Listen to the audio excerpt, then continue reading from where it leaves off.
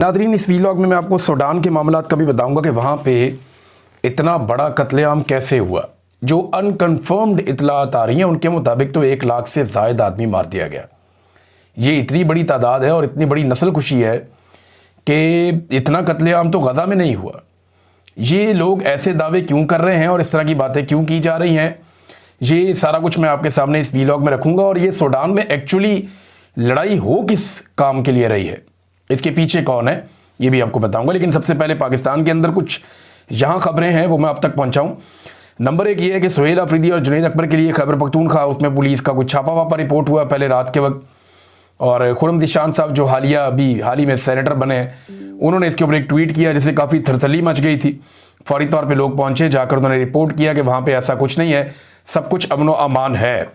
फिर बाद में पता चला कि पुलिस आई ज़रूर थी और उनके पास कुछ वारंट्स थे, और वो जुनैद अकबर और सुहेल अफरीदी। और फिर बाद में एक और खबर आई कि जनाब सुहेल अफरीदी वो ये वाला नहीं, कोई और सुहेल अफरीदी है। लेकिन ये जो भी है ना, ये सिलसिला शुरू हुआ था खैबर पख्तूनख्वा हाउस के ऊपर पुलिस के अटैक का, जब गंडापुर साहब वज़ीर आला खैबर पख्तूनख्वा थे। उससे पहले कभी किसी की जरूरत नहीं होती थी। मुझे अच्छी तरह याद है कि अगर कोई खैबर पख्तूनख्वा हाउस में या सिंध हाउस में चला जाता था तो इस्लामाबाद की पुलिस वहाँ पे अंदर दाखिल नहीं होती थी, पंजाब पुलिस दाखिल नहीं होती थी। वो उनकी अपनी सिक्योरिटी होती है, वो अपना बंदोबस्त करते हैं। तो ये कुछ चीज़ें जो हैं वो उसूल हुआ करते थे, लेकिन अब नहीं है।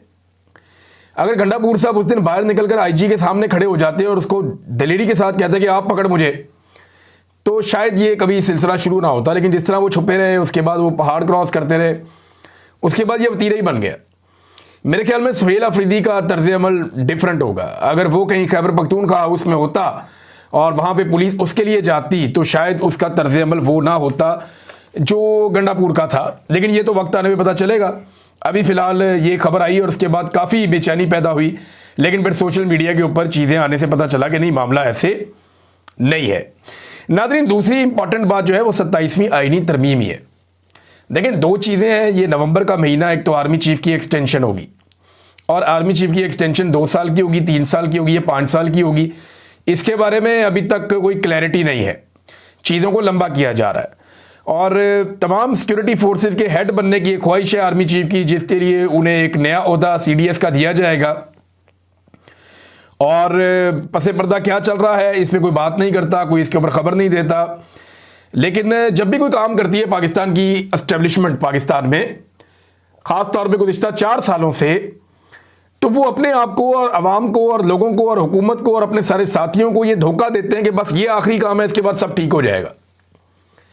क्योंकि इन्हें हमेशा से जीतने की आदत पड़ी हुई थी पाकिस्तान की मिलिट्री एस्टेब्लिशमेंट को। इन्होंने कायदे आज़म के साथ लड़ाई की, ये जीत गए, इनका दाव लग गया। कायदे आज़म बहुत बुजुर्ग थे, सोशल मीडिया नहीं था, हालात वैसे नहीं थे। फातिमा जिन्ना से इन्होंने लड़ाई की, ये जीत गए, इनका दाव लग गया। लियाकत अली खान से जीत गए, शेख मुजीब से ये लोग तो जीत गए, लेकिन पाकिस्तान हार गया, 2 टुकड़े हो गया। जुल्फ़िकार जी भुट्टो से ये जीत गए, बेनज़ीर भुट्टो से ये जीत गए, बार बार नवाज शरीफ से जीतते रहे। तो इन्हें लगा ये इमरान खान से भी जीत जाएंगे, लेकिन दुनिया बहुत आगे निकल गई थी। अब पिछले 3.5-4 साल से ये अपने आप को भी धोखा दे रहे हैं और पाकिस्तान की आवाम को भी धोखा दे रहे हैं और अपने साथियों और सहूलतकारों को भी धोखा दे रहे हैं। यानी सबसे पहले इन्होंने धोखा दिया कि इमरान खान की हुकूमत गिरा लेना, फिर सब ठीक हो जाएगा। हुकूमत गिरा ली, कुछ भी ठीक नहीं हुआ, लोग बाहर आ गए। फिर कहा जी कि PDM की सरकार बना लें, सब ठीक हो जाएगा, फिर भी कोई ठीक नहीं हुआ।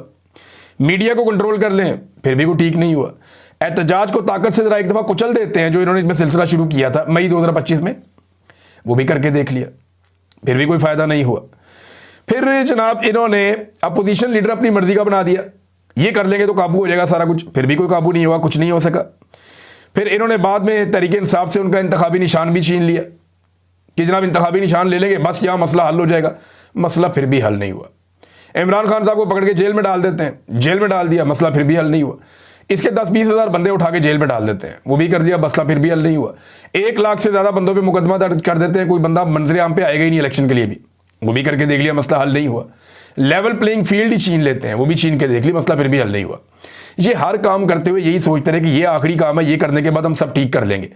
अगवा बराए बयान हम करवा लेते हैं, जबरी गुमशुदगियां करते हैं, उससे मसला ठीक हो जाएगा, फिर भी मसला ठीक नहीं हुआ। फिर 8 फरवरी को इन्होंने जाली फॉर्म 47 जारी कर दिया।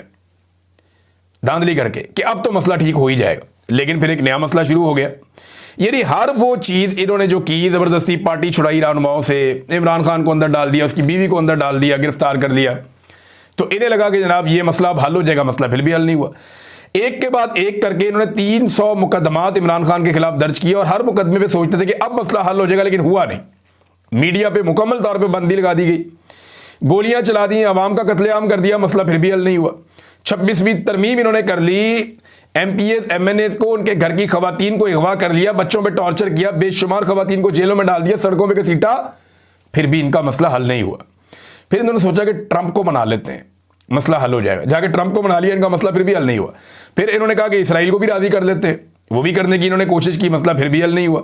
फिर इन्हें लगा कि अब इंडिया के अपने तैयारे गिरा लिए हैं तो अब हमारा मामला ठीक हो जाएगा, मसला हल हो जाएगा, लेकिन मसला फिर भी हल नहीं हुआ। अब 27वीं आईनी तरमीम ला रहे हैं और दावा यह है कि इसके बाद मसला हल हो जाएगा। आपका मसला कभी हल नहीं होगा, आप उल्टे लटक जाए, आपका मसला हल नहीं होगा। मसला आपका तभी हल होगा जब आप अवाम को उसका मैंडेट वापस कर देंगे, जब मिलिट्री एस्टेब्लिशमेंट मुदाखलत बंद कर देगी। फर्ज करें कि मिलिट्री एस्टेब्लिशमेंट जो है वो इमरान खान साहब को दोबारा हुकूमत में आने देती है और कल को रिलेशन बना के इमरान खान साहब के साथ मिलकर और बाद में किसी और के साथ भी ज्यादती करते हैं। फर्ज करें, मैं ये कह रहा हूँ, इमरान खान साहब मानते तो नहीं इस बारे में और उनका तो मूड बहुत मुख्तलिफ नजर आता है, तो फिर भी मसला हल नहीं होगा, याद रखिएगा। कौम उसके साथ खड़ी हो जाएगी बाद में।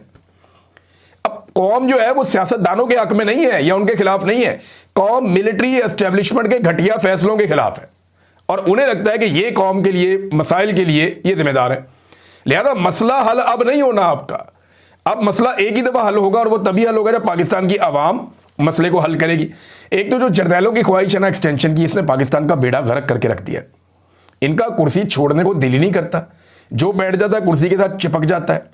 1 इंच जमीन इनमें से किसी ने फतह नहीं की है और एटम बम बनने के बाद कोई हमारी जमीन फतह करने तो आएगा नहीं, कोई पागल ही होगा जो आएगा पाकिस्तान में, जनाब फलाना इलाका मैंने फतह करना है, हमारे पास भी अब एटम बम है, ऐसा तो होगा नहीं।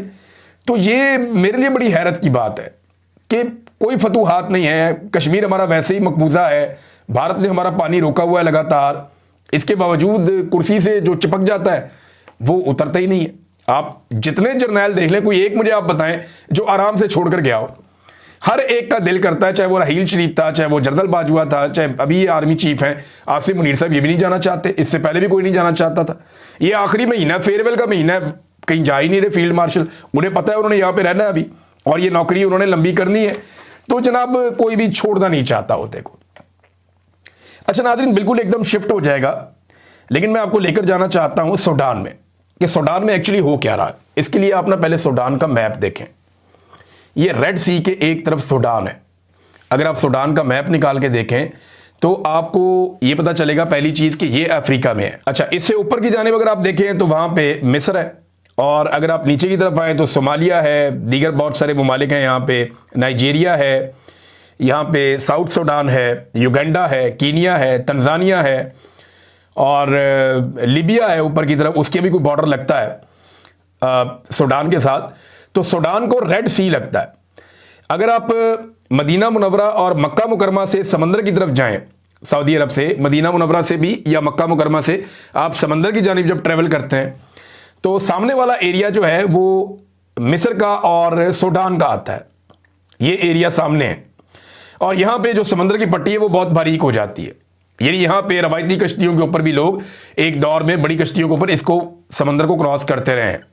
तो ये कोई इतना लंबा चौड़ा नहीं है, यानी जितना ओमान से पाकिस्तान का फासला है सामने दिखाई भी देता है, ये उससे बहुत कम फासला है, उससे कई गुना कम फासला है।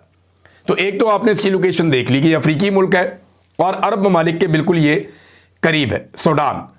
अब सूडान के अंदर जो है ना कुछ खूबियां हैं जो उसको बहुत अहम बना देती है। नंबर 1, इसमें से दरियाए नील गुजरता है और नील के किनारों के ऊपर बेशुमार मादनियात के ज़खायर हैं। ये बात आप अपने जहन में पहले बिठा लें। और दूसरी बात यह है कि यहां पे रेगिस्तान भी है इस मुल्क में, यहां पे बहुत बड़ी और जबरदस्त सरसब्ज चरागाहें भी हैं और इसका मौसम भी अरब ममालिक से ज़्यादा बेहतर है। यहाँ बहुत कीमती जानवर भी हैं, यानी यहाँ की गायें हैं वो जो आप देखते हैं कभी वीडियोस के अंदर के बहुत लंबे लंबे सींग ऐसे चांद की तरह बने होते हैं, बहुत बड़े सींग वाली जो गायें होती हैं सफ़ेद रंग की या दूसरे रंगों की, वो ये इस मुल्क की है। एक्चुअली वो यहाँ सूडान में पाई जाती हैं। यहाँ के अपने मवेशी, यहाँ के अपने जानवर, घोड़े, वो यहाँ के बड़े मकबूल हैं।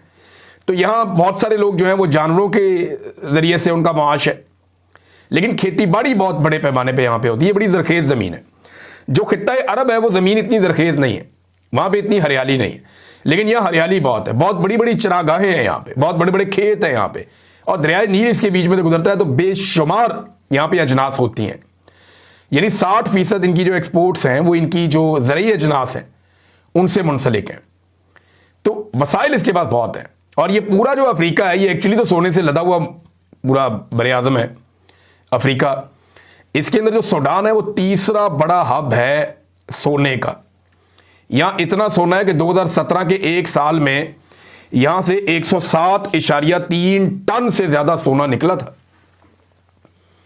107.3 टन से ज़्यादा सोना।